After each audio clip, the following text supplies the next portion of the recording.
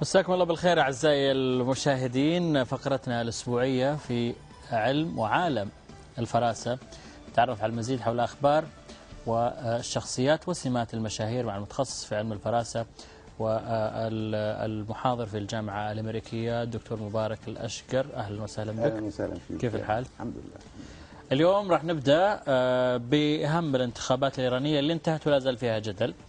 نبدأ بمقارنة بين المرشحين الرئيس الحالي أحمدي نجاد وضد ذلك موسوي، ولكن خلينا نبدأ مع أحمدي نجاد.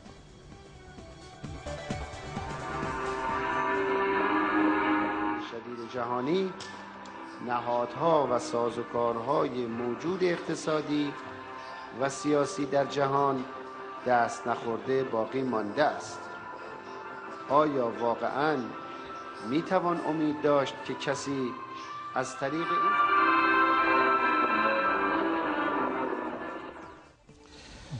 این طبعا الرئيس محمود أحمد نجاد عنده امتيازات معينة. طبعا حنعطي فكرة بسيطة جدا، يعني حازم وصارم ويفرض نفسه، ودائما يعني عنده يعني ياخذ، لأنه أنا أخذت العيون دائما اللي عندهم العيون غارقة جوا، دائما عندهم طريقة خاصة في التفكير، عندهم المكر، عندهم أشياء كثيرة، ولكن حنعطي بعض أشياء يعني أخذت من الأنف ثم العين ثم الجبين ثم الحركات باليد. أنا شفته في بعض أشياء في بعض يعني في خطابه خاصة في الأمم المتحدة.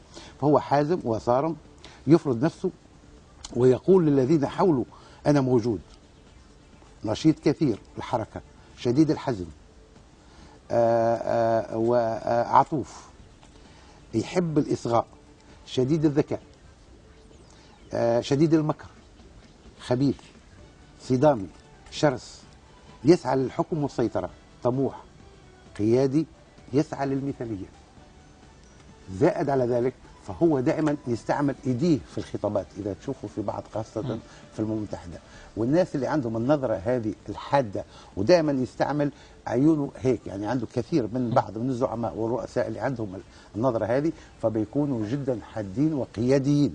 تشوفها برضو حتى في باراك اوباما، تشوفها في بعض من القاده يعني العسكريين، ولذا من الناس اللي هو. ثم بعدين النظره الاماميه في بعض من الزعماء او الرؤساء، ينظر وينظر تحت وينظر خلف وينظر شمال، هذا بيكون عنده وسواس. لكن هو لا، مباشره يحدق مباشره، ثم بيحاول بقدر الامكان انه ما يتهزش. حتى الحركات بايده يحاول يستعمل القياده، يعني الزعامه، الاشياء هذه. طبعا لا شك فيه، طبعا هذا على عجاله بالنسبه للرئيس احمد نجاد.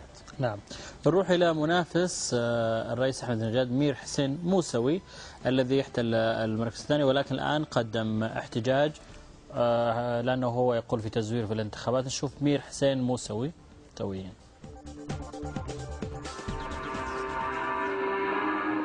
برابر اطلاعاتی که ما از ستادهامون داریم در سطح کشور،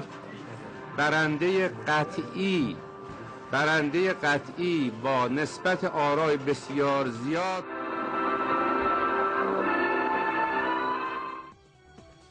بالنسبة لمير حسن موسوي، دائما اللي عنده العين واسعة يمتازوا دائما بالطيبة.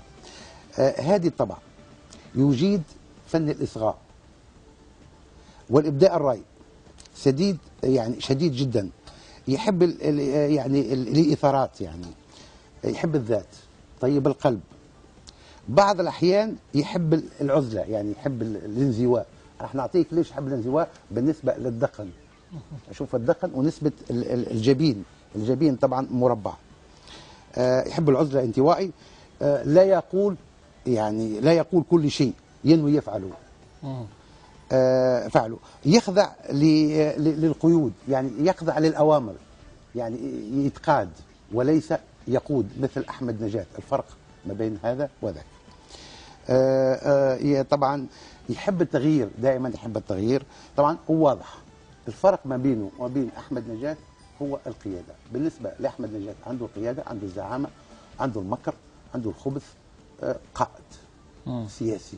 هذا طيب القلب، حتى في حركاته في بعض خطابات شفته بيستعمل ايديه دائما منطويين كذا. ولكن هذا من الرجل اللي هو ما يقال عنه كل رجل عظيم وراءه امرأة، فهي زوجته كثيرة مؤثرة عليه يعني بالنسبة حتى على السلوك في الفراسة، يعني بتشوفه دائما هادي جدا، يحب يسمع ما يتكلمش كثير، طيب القلب.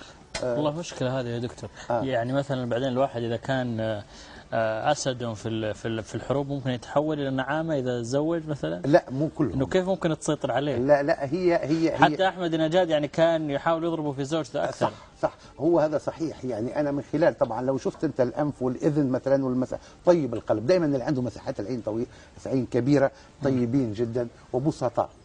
شايف الفرق ما بين أحمد نجاد والسيد مير مساوي، هو هذا الفرق. أنا يعني شخصيا كعالم يعني عندي تخصص في علم الفراسة، أفضل القيادة لأحمد نجاد بقوة شخصيته كذا. صحيح عنده المكر، صحيح عنده، لكن في طيبة القلب ويخلي الناس حواليه يحبوه كثير، لأنه يحب البسطاء ويحب الفقراء، وهذا في من خلال العيون بتاعه لما تشوفه يعمل هيك. فزي الإنسان العاشق الولهان لما يعشق امرأة بيبدأ مذبال هيك ويبين طيبة، ولكن هو لا مكر. أو هذا هو الفرق ما بين أحمد نجاد والسيد مير. طيب نترك السياسة، نبتعد عن السياسة ونروح إلى الرومانسية وعالم الشعر. نذهب إلى الأمير الشاعر الأمير الدكتور سعود بن عبد الله، نتابع سويا.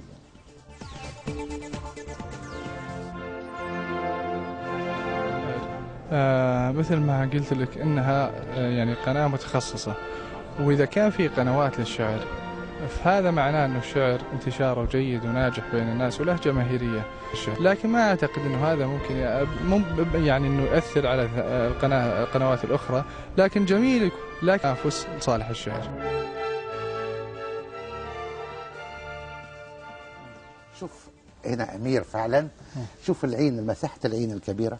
بالنسبة للشاعر طبعا الأمير سعود بن عبد الله رومانسي حالم، يحب الحياة والناس، اجتماعي صريح، لا يحب الكذب ولا المجاملات، سريع الغضب لكنه سريع المغفرة، ناقد وساخر، مستقل بتفكيره ولا يتأثر بحد إلا بنفسه، عنده حس فني عالي جدا، يعشق الجمال والفن وكل ما هو جميل يثيره، ويعبر عن ثقته براحة تامة بناء على مساحة العين ثم الأنف ثم الشفايف الرقيقة. دائما هذول اللي عندهم الشفايف الرقيقة جدا رومانسيين، حبابين للشعر للعشق للكل شيء. فالشفايف الصغيرة، الدقن صغير جدا.